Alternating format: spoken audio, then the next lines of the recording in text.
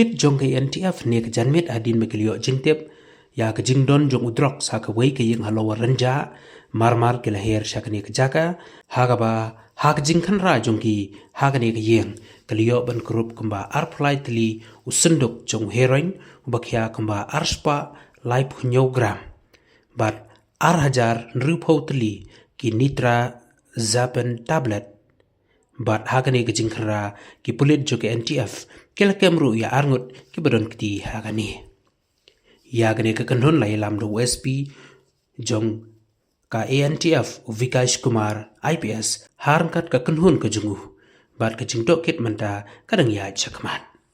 Okay, so we had received information about one Rahul Chetri who stays in Lower Rynjah. He is dealing in drugs.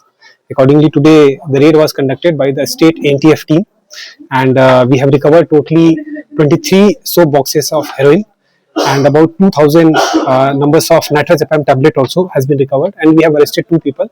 Still, the legal proceedings about the seizure is still ongoing, and we will share the whole detail after the completion of the process in our press release. Thank you. Please. We will share all the details in our press release once the legal process and the seizure is complete. After that, thank you.